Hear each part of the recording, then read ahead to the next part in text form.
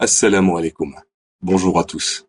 Aujourd'hui, je me permets de publier une vidéo sur un sujet qui concerne toute la communauté musulmane. Ce sujet concerne les boissons de la marque Coca-Cola Company. Alors je parle bien évidemment de Coca-Cola, Fanta, Sprite et toutes les autres boissons de la compagnie. Disons-le sans détour, dans le Coca, il y a de l'alcool. Et ce n'est pas une information étendue par un frère qui l'a entendu par un frère, qui l'a entendu d'un cheikh, qui lui-même la tient d'un autre cher, ami d'un scientifique qui travaille dans une société en étroite collaboration avec la firme Coca-Cola. Non, l'information vient directement du service consommateur de Coca-Cola, et elle ne date pas du siècle dernier, elle date du mercredi 11 juillet 2007, en réponse à l'un des lecteurs du site Alkez, qui a eu la bonne idée de contacter Coca-Cola Company, puis de scanner la lettre qu'il a reçue. Le service consommateur de Coca-Cola écrit noir sur blanc: c'est avec plaisir que nous vous confirmons que la boisson rafraîchissante sans alcool peuvent contenir d'infimes traces d'alcool provenant des arômes utilisés, entre parenthèses, des supports d'arômes. En effet, la quantité d'alcool présente dans nos boissons est toujours très faible et en tout cas toujours inférieure à 1,2 degré d'alcool présente dans nos boissons, soit 1,2% en volume. Seuil réglementaire pour les boissons sans alcool. Coca-Cola et les boissons de la même marque, Fanta, Sprite, contiennent de l'alcool ou peuvent contenir de l'alcool. Et même si le service client s'efforce de minimiser les choses en parlant de traces infimes, il avance un chiffre qui rend impossible toute objection. La quantité d'alcool peut atteindre 1,2% en volume. Autrement dit, une bouteille de Coca-Cola de 1,5 litre peut contenir jusqu'à 1,8 centilitres d'alcool. Vous imaginez? Et on sait très bien qu'il y en a qui sont accros au Coca-Cola. Ce chiffre va leur donner des idées de tout l'alcool qu'ils ont pu avaler. Alors si on fait la conversion entre la quantité d'un pack de bière, on a en effet vite fait de remplir des canettes de bière de 1,8 centilitres d'alcool. Alors plus sérieusement, ce qui m'a poussé à enregistrer cette vidéo, c'est le comportement de certains soi-disant musulmans. Il suffit d'ouvrir les yeux, d'aller dans les commerces et de voir si les musulmans vendent effectivement cette boisson. Et comme le disait un ami dans une autre vidéo, quand vous allez au supermarché, ouvrez les yeux, regardez, la communauté musulmane ne boit que du Coca-Cola. Et alors ce qui est le plus important, c'est que quand vous allez dans une mosquée, qu'est-ce qu'on vous sert? Du Fanta et du Coca-Cola au sein de la mosquée. Alors, à part le fait qu'il y a de l'alcool, sachez que boire du Coca-Cola, c'est financer, je dis bien, aider le gouvernement israélien à tuer chaque jour des Palestiniens. Vous imaginez le nombre d'argent que vous avez pu donner dans votre vie à la compagnie Coca-Cola. Pour ma part, il est inconcevable de donner 1 centime à Coca-Cola ou à toute autre société ou entreprise sioniste. Sachant qu'un jour je vais passer devant Allah Azza wa Jal, notre créateur, et qui me posera la question: as-tu aidé les sionistes à tuer des frères musulmans?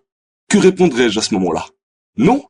Alors il suffit d'aller sur internet et de regarder les commentaires des consommateurs musulmans pour se rendre compte de la gravité de leurs commentaires justement. Et à ce juste titre, je vais vous lire quelques propos de consommateurs musulmans. Le premier: franchement, c'est le cadet de nos soucis. Quand les Palestiniens meurent sous les canons et les tortures, et que vous vous intéressez aux bulles du Coca-Cola, qui sont halal ou haram, vous faites pitié.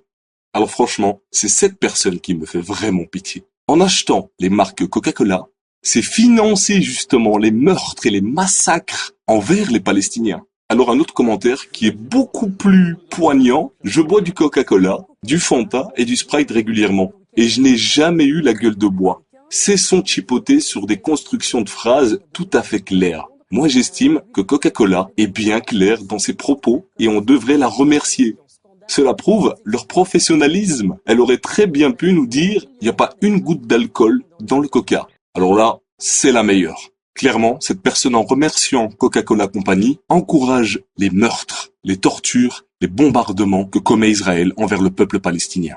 Et puis, l'alcool n'est pas la seule raison de boycotter Coca-Cola. Vu qu'il suffit de prendre une petite étiquette autour d'une bouteille de Coca-Cola, que ce soit en français ou en arabe, et de l'inverser, de voir ça au verso. Et vous pourrez lire clairement, écrit en arabe: Nom Ka, nom Mohammed.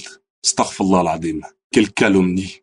Ça ne s'arrête pas là. Ça s'appelle des messages subliminaux, des messages cachés en quelque sorte. Là, je vous parlais de Coca-Cola. Vous pouvez prendre aussi Fanta, Sprite, et vous verrez clairement Shaitan, Satan, en train de tenir le monde entre ses mains, ou d'autres images, où on voit la terre en feu. Des images comme ça, il en existe plein, et pas uniquement dans les marques Coca-Cola.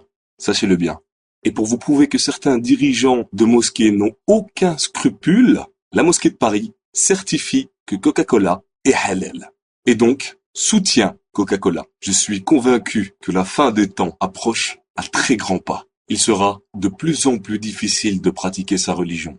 Le prophète Mohammed sallallahu alayhi wa sallam dit en ce sens que viendra un temps où la condition de celui qui voudra rester ferme sur sa religion sera comparable à celle d'un homme qui tient une braise dans la paume de sa main. Rapporté par Tirmidhi. À la fin des temps, il y aura des dévots ignorants et des connaisseurs pervers. Quand vos savants apprendront en vue de gagner dinars et dirhams.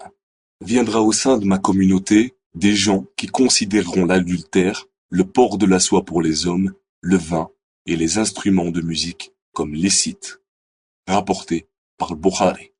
Salama, qu'Allah l'agrée, rapporte que le messager d'Allah sallallahu alayhi wa sallam a dit: viendront après moi des émirs dont vous agréez certaines choses et réprouverez d'autres. Celui qui les réprouve, c'est innocenté, et celui qui les désapprouve est préservé. Mais le péché ne touche que celui qui les agrée et les accepte. Les compagnons dirent: ne devons-nous pas les réprouver par l'épée? Il répondit: non, tant qu'ils accomplissent la prière. Muslim.